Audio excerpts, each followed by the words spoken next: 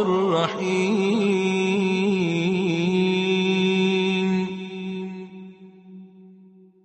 اللهم ارزقني فيه فضل ليلة القدر وصير أموري فيه من العسر إلى اليسر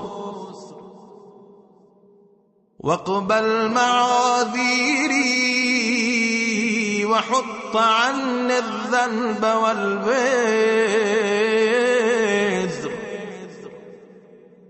يا رؤوفا بعباده الصالحين.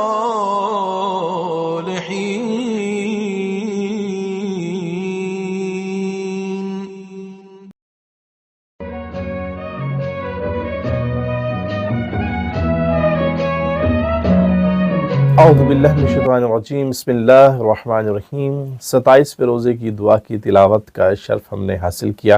اس دعا میں بہت سارے معارف پائے جاتے ہیں، لیکن کچھ نکات کی طرف ہم اشارہ کرنے کی سعادت حاصل کریں گے۔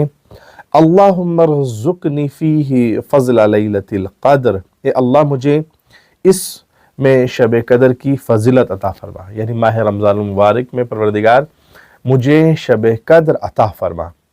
شب قدر بڑی بافضیلت رات ہے۔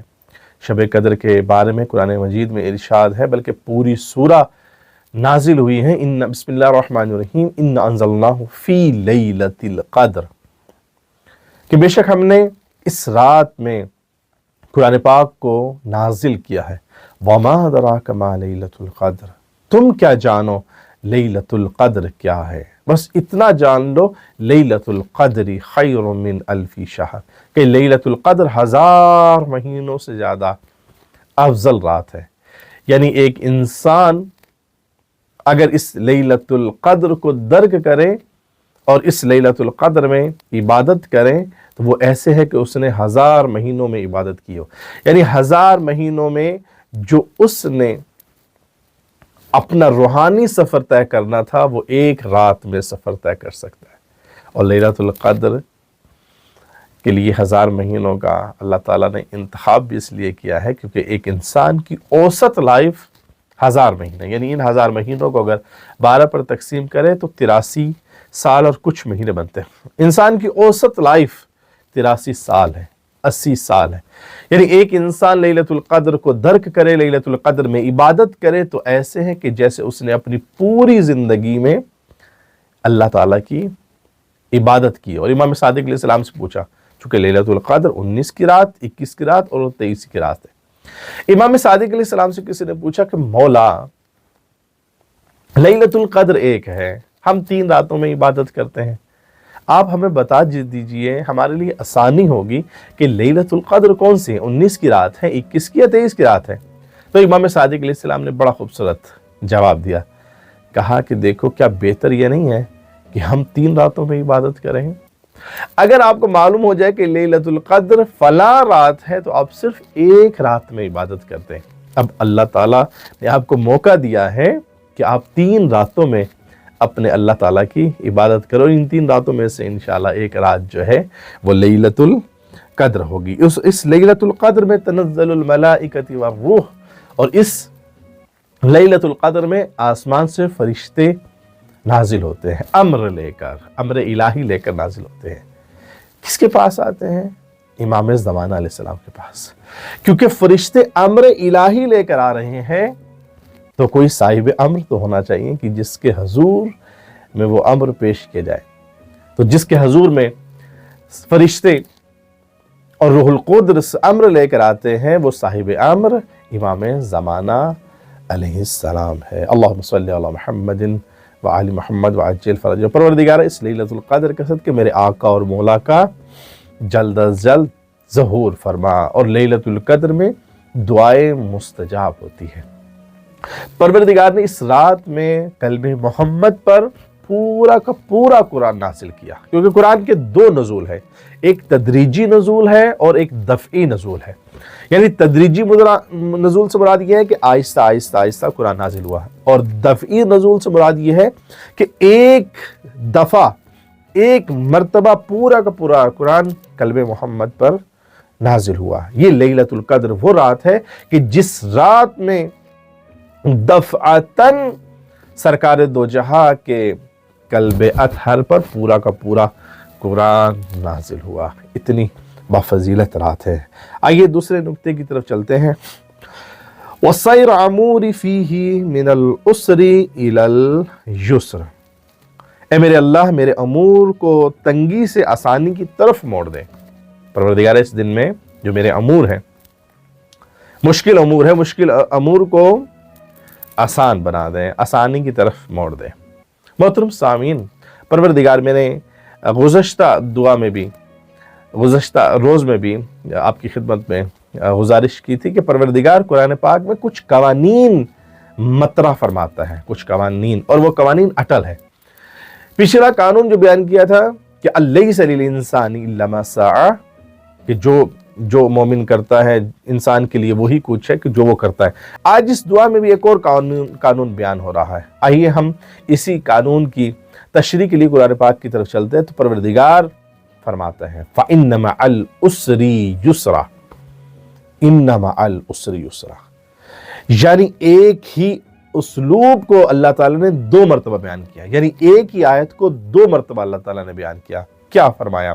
فَإِنَّ مَعَ الْعُسْرِ يُسْرًا، کہ پس ہر مشکل کے بعد آسانی ہے، پس ہر مشکل کے بعد آسانی ہے۔ پھر فرمایا اِنَّ مَعَ الْعُسْرِ يُسْرًا، بے شک ہر مشکل کے بعد آسانی ہے۔